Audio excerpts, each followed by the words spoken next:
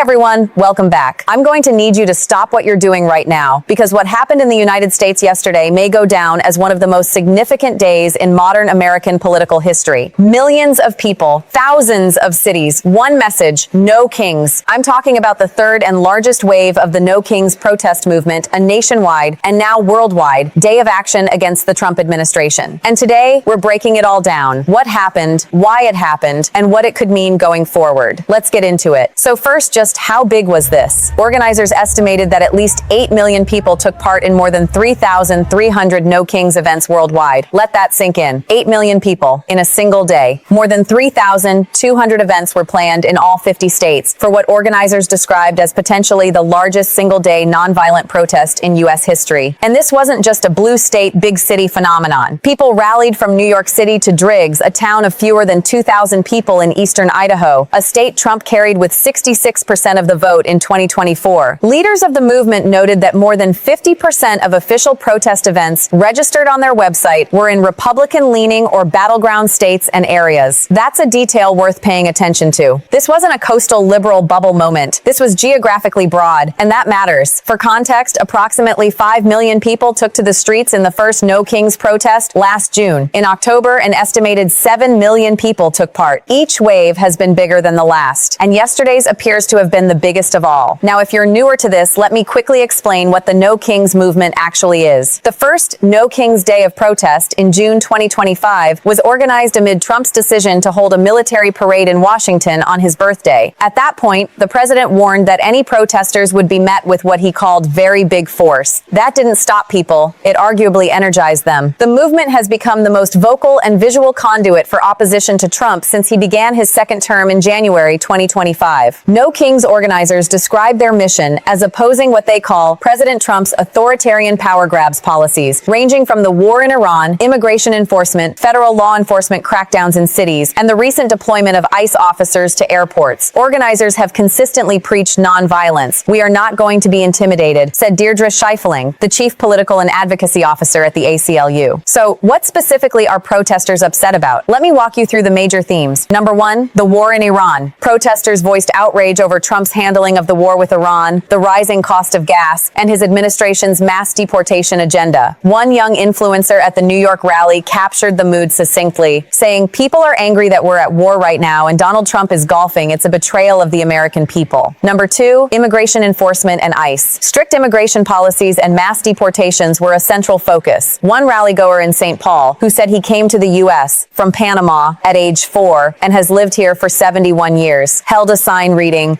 "I shouldn't have to carry my papers," saying, "It just seems not quite American." Number three, the deaths of 2 Americans. In January, federal officers fatally shot 2 American citizens, Renee Good and Alex Preddy, in 2 separate incidents in Minneapolis. Those shootings became a rallying cry for the movement. Minnesota held the nation's flagship rally, where Bruce Springsteen performed his recent single, "Streets of Minneapolis," a song about those killings.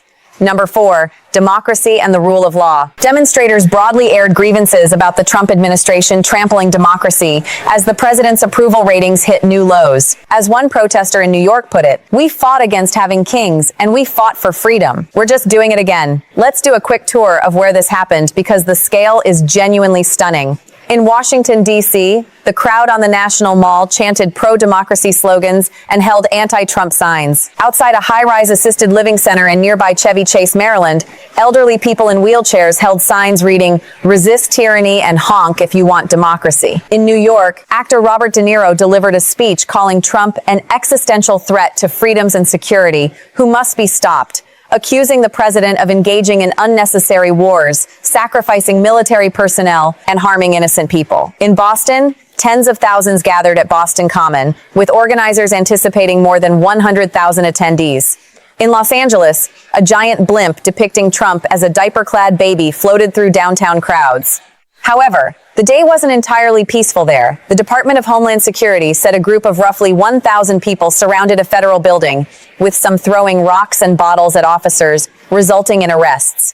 The vast majority of events nationwide were reported as peaceful. In Portland, a massive crowd walked to a drum beat, many holding signs, one reading "No War," another saying "So bad." Even introverts are here. And it wasn't just the United States. Rallies took place in more than a dozen countries, from Europe to Latin America to Australia. In Paris, several hundred people, mostly Americans living in France, gathered at the Bastille. In London, protesters held signs reading, "Stop the far right and stand up to racism." Now, what did the administration say about all of this? The White House dismissed the nationwide protests as the product of leftist funding networks with little real public support. The administration has not publicly engaged with the specific policy grievances raised by protesters. Critics of the movement, including some conservative commentators, argue that the protests are organized by activist groups and don't represent mainstream American opinion. Supporters push back on that framing, pointing to the geographic diversity of attendees, including rural and red state communities, as evidence of broader discontent. What is measurable? Polling in recent days has found Trump's approval ratings sinking to their lowest levels since he returned to the White House. Whether that's connected to the protests, the war in Iran, economic pressures, or all of the above, that's a question political analysts will be debating for weeks. So here's where we are.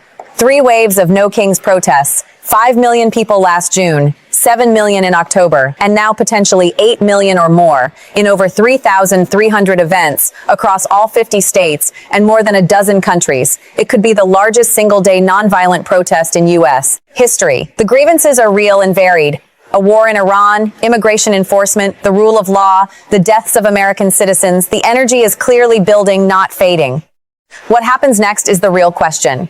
Protests can raise awareness, shift public opinion, and signal political momentum. But translating street energy into policy change, that's always the harder task. Whether you agree with the protesters or not, what happened yesterday is a significant moment in American political life, and it deserves your attention. That's it for today. If you found this video informative, please like and subscribe. Drop your thoughts in the comments below. I'll see you in the next one.